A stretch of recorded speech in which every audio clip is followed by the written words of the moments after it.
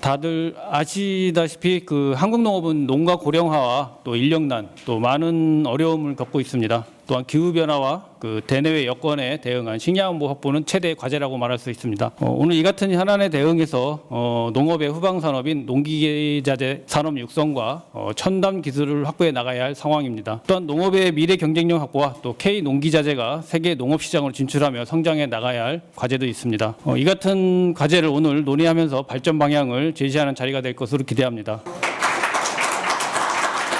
어떻게 하면 이 정말 기계화, 이 인력을 좀 노동 인력을 기계로 대체할 수 있어서 이 농촌의 성장력을 극대화시킬 수 있는 방안, 이거를 모색을 하지 않으면은 심각한 상황이다. 그리고 지금 인건비 포함해서 모든 이 영농 비용 진짜 다 오르잖아요. 비료값도 마찬가지고 이 값싼 농기자재 이런 것들을 우리가 농촌에 어떻게 하면 보급할 수 있을까? 우리 K 농기가 정말 글로벌 경쟁력을 갖추고 우리나라 농업의 미래 경쟁력을 확보할 수 있는 그런 깊이 있는 좀 토론과 논의가 됐으면 좋겠습니다. 저도 국회에서 열심히 여기 계신 모든 분들 잘 모시고 예산이면 예산, 정책이면 정책 열심히 뒷받침해 드리도록 하겠습니다.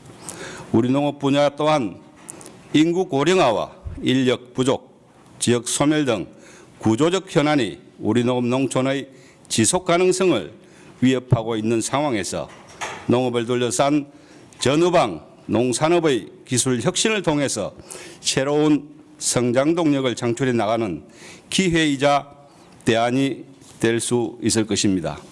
오늘 여기 모이신 전문가 여러분들께서 기술 혁신, 농기자재의 현장 보급 확대를 위한 규제 개선 사항은 무엇인지, 또 정책적 지원은 무엇인지 세부 대안 마련에 회안을 모아주실 것을 당부드립니다.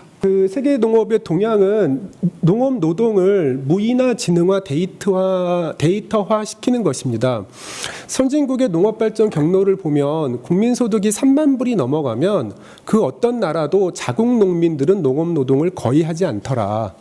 농촌의 주산단지를 거점으로 해서 재배 전주기에 대한 다수 다종의 로봇 융복합 솔루션을 제공하고자 하는 사업이고, 과수 부분 그리고 식량 부분과 두류 부분 이렇게 3개 부분에 대해서 이제 앞으로 5년 동안 각각 매년 3개소가 더 추가로 지원 대상이 될 거고, 그에 따라서 현장에 실제 이런 여러 가지 로봇이나 자율형 트랙터들이 현장 실증이 이루어질 계획입니다. 그리고 전기 관련해서 농촌에 지금 당장 전기 트랙터라든지 전기 기계가 공급될 경우에 충전할 수 있는 충전 인프라가 좀 상당히 부족합니다. 부족하고 농업용 충전 가격도 우리 면세유 같이 조금 인하라든지 그런 혜택을 줘서 농민들이 생산성 원가 절감에 조금 도움이 됐으면 그런 바람입니다.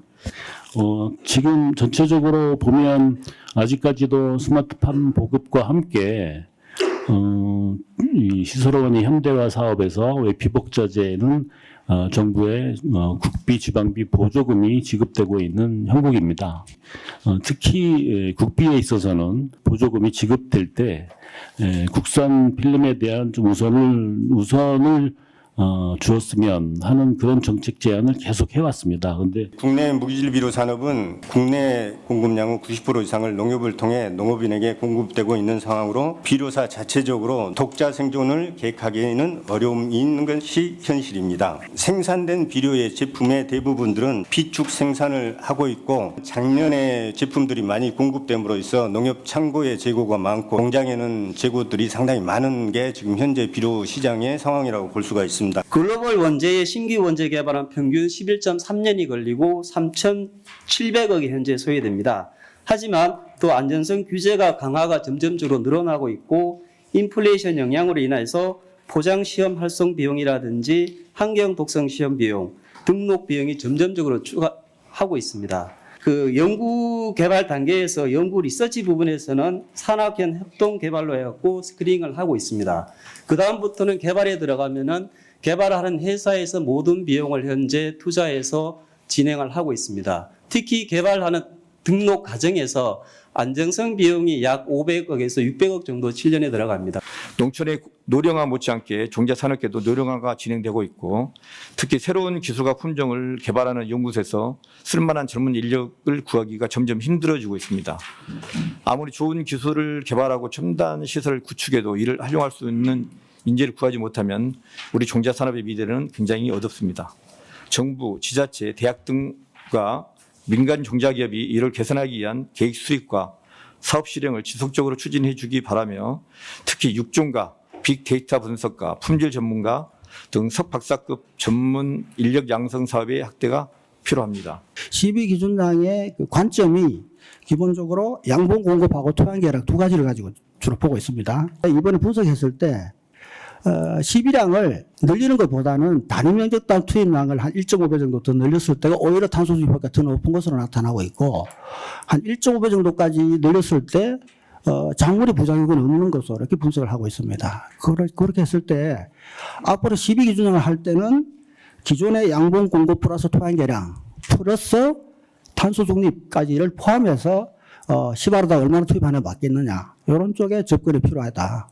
전국 620개 농협에서 농작업 대행을 하고 있습니다. 그래서 이 부분에 대해서는 좀 더 이제 서비스 표준화를 해서 경운, 그다음에 이양, 그다음에 방제, 그다음에 수확까지 일괄적으로 저희들이 농업인들이 쉽게 농사를 할 수 있을 수 있도록 저희들이 서비스 표준화를 통해서 더 추진할 계획입니다. 여러 업체에서 말씀하시는 그러한 종자나 이런 비료, 농기자재에 대한 과제 연구 사업을 확대하고 싶지만 R&D 예산 확보가 쉽지가 않습니다. 최근 이 R&D 예산이 정체되거나 축소가 되거나 아니면 더 이상 확보하기가 어려운 여건인 거는 아실 겁니다. 더군다나 이 첨단 쪽으로 가다 보면 투자해야 되는 예산 금액이 굉장히 큰데 지금 농업 분야에 대한 예산은 산자부나 과기부의 예산에 비하면 굉장히 규모가 작습니다. 그러니까 모든 것들은 성장이 될 때 글로벌 밸류 체인 안에서 탑재되면서 성장이 됐고 그때 이제 해외 기업으로 나가면서 시장도 늘렸고 1차, 2차, 3차 벤더들이 따라 나가고 부가가치가 높은 건 한국에 남기고 낮은 건 외국으로 빼고 그리고 시장도 외국으로 하고 이제 이런 걸 했는데 농업 쪽이 기반 산업이고 보호 산업이고 이런 특성을 가지다 보니 논과 밭 그다음에 이쪽에서 원물을 생산하는 쪽은 뭐 국내에서 그런 것들이 맞겠지만 후방 산업이 그럴 시대는 이미 저물고 있다.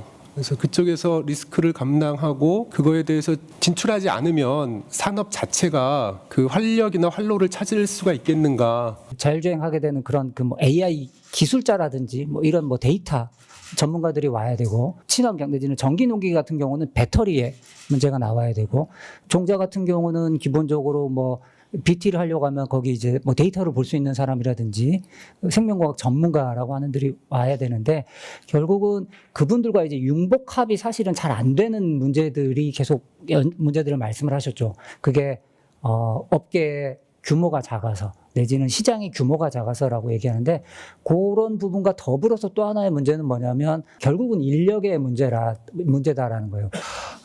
기존하고 다르게 올해는 어떤 그 기술 개발 쪽에 초점을 맞춰서 그 포럼을 진행하게 돼서 좀 그 다른 차원이다 이렇게 생각을 하고요. 오늘 나온 내용은 신문에 잘 보도가 돼서 기록으로 남을 수 있도록 하고 또 실제 정책으로 연계될 수 있도록 하기를 기대합니다.